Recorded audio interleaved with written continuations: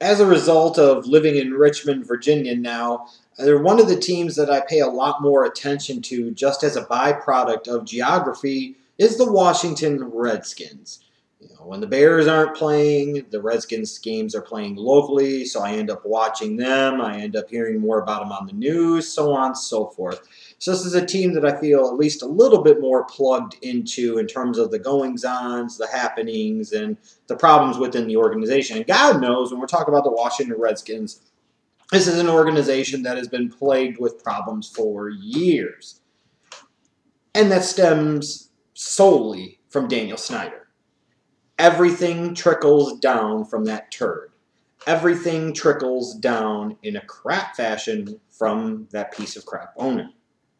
Daniel Snyder likes to fashion himself as a Jerry Jones type, and as much as I like to knock and make fun of and mock Jerry Jones from time to time, there's three things that Jerry Jones has that, frankly, Daniel Snyder will never have. A Super Bowl ring, and oh yeah, another Super Bowl ring. Jerry Jones at least has some of that to his background. He has some of that for his credibility, even though that was over 2 decades ago. The fuck does Daniel Snyder have? This is an organization that continues to be a mess.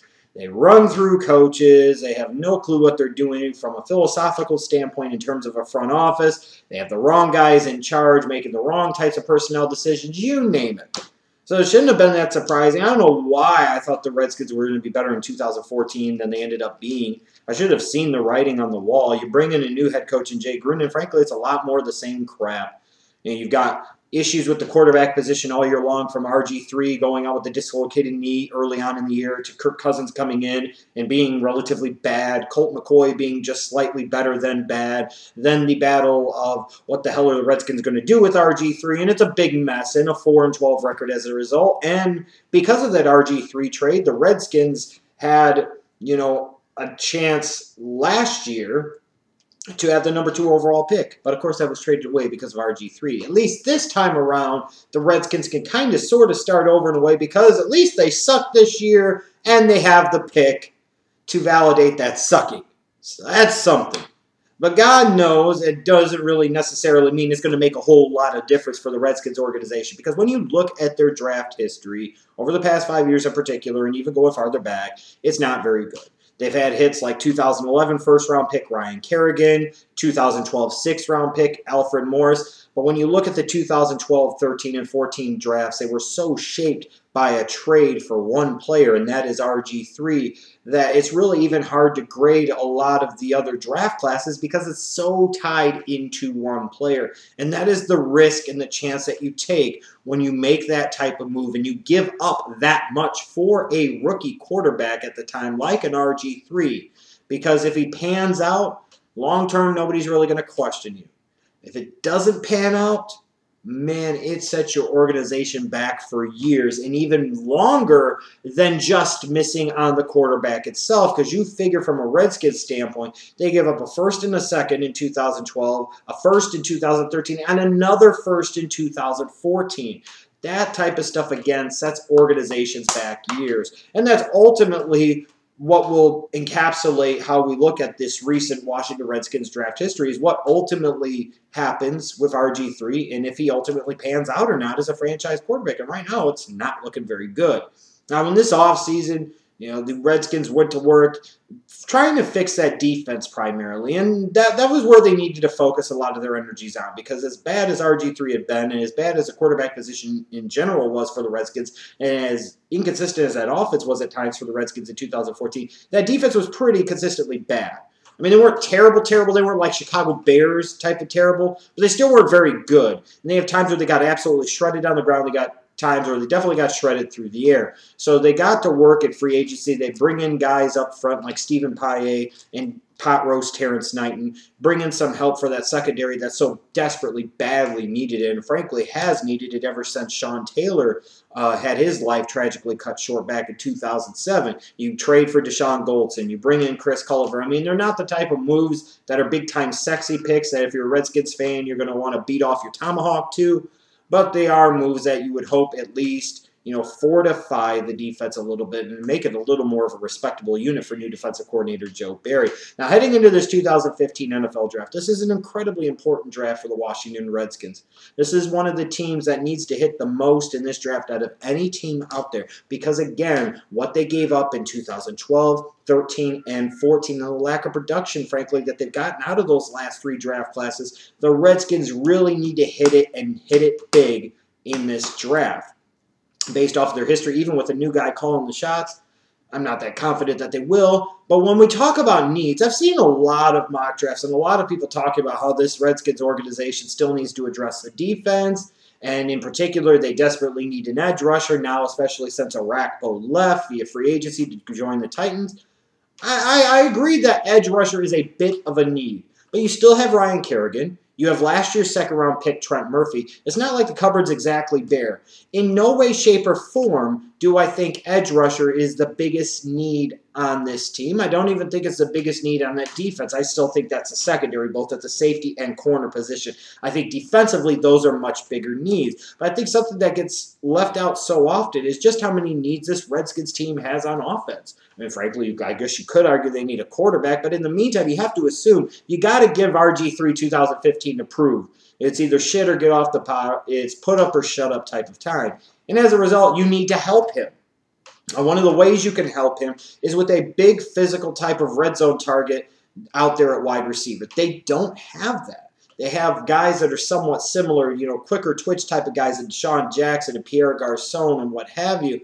They're not Andre Roberts. They're not exactly big physical brutes that can impose their will. And you need those type of guys at the NFL level for quarterbacks to work with. And RG3 doesn't have that. So for all the knocks we can put about RG3 in terms of his dedication, his work ethic, his leadership, and all of them valid complaints, we can't exactly say that the Redskins have done a tremendous job of giving him all the help that he needs. Yes, he's got Jackson and Garçon and Roberts. Yes, he's got Alfred Morris in the backfield. Yes, he's got a combination, or had a combination, I should say, of at least Jordan Reed and Niles Paul. But, that offensive line is also terrible. On top of the fact that he doesn't have a big target on the outside. When you look at that offensive line, it doesn't matter if RG3 is healthy all year. He's still not going to have a good season no matter who's out there on the outside because at the end of the day, they couldn't block anybody, especially in the passing game. Trent Williams was bad, and anything they trotted out at right tackle was even worse. They give up penetration from what I saw all throughout the year up the middle. This was just not a good offensive line unit. And the best way to help out a young quarterback is to give them protection. And the easiest way to give them protection, obviously, you already have a running game in Alfred Morris. You must beef up that offensive line. When it comes to the draft philosophy for the Washington Redskins, again, I've seen a lot of people mocking them to take an edge rusher at number 5, whether that's Dante Fowler or Vic Beasley or, for some ungodly known reason, Randy Gregory. But I don't think that's the best move for the Washington Redskins. I think the Redskins need to focus on a couple of things here. Number one is trying to desperately peel back out of number 5 and getting some additional draft pick currency. In fact, this is a team that I believe that should try to be as active as possible in the moving down category all throughout this entire draft. They basically have 3 years worth of drafts that they have to try and make up for. They have to make up for that. And as a result, the only way they're going to do that is to accumulate additional draft pick currency. And they don't have a lot of pieces on the team itself to be able to trade to get that draft pick currency. So what are they going to have to do? They're going to have to trade picks and turn them into additional picks and then make sure that they hit on those picks. The Redskins, to me, at number 5 should be a team that's desperately looking to trade out of that number 5 pick, even to the bottom at like number 9 or 10, or even outside of the number 10 pick perhaps. That's how badly this team needs to move back. They need to try and accumulate as many day 2 and day 3 picks in this year's draft as they possibly can, perhaps even accumulate 1 or 2 for the 2016 draft going forward. Then, to me, what the Redskins need to focus on is a pure best player available strategy. Let's say they trade down from number 5 to number 10. And let's say the best player on the board is an edge rusher. When you're running the 3-4, I guess you can never have enough good edge rushers. Then that's the guy you take.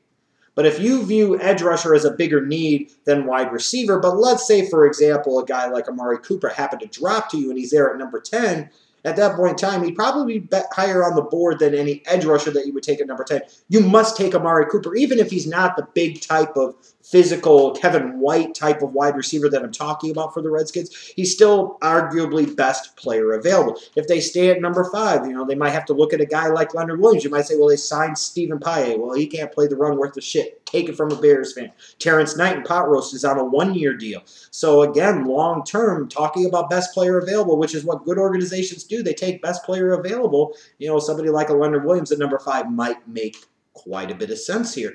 The shameful thing for the Redskins is, to me, their biggest need is on the offensive line, particularly at tackle. Doesn't matter left tackle, right tackle. And the problem is for them is at number 5, I don't really believe that there's an offensive lineman worth taking that high in this year's draft. Consequently, as a result, in order for them to justify taking one in round 1, they would have to peel back. If not, it's something they're going to have to wait to address later on. And this isn't a super strong class throughout in terms of offensive linemen, in particular at the tackle position. There's also not a corner or a safety worth taking at number 5, although if the Redskins peel back, let's say in the 8 to 12 range, then somebody like a Trey Waynes from a Michigan State to me most certainly makes a ton of sense, and I would applaud them for taking somebody like that. But I don't think from a philosophical standpoint the Redskins should be just focusing on defense. You will notice based off of the different players and different scenarios that I'm talking about, it's about how the board plays out and who is potentially there. I'm not being so hamstrung into focusing on need that I'm saying that they can't take somebody that's a better player at a different position.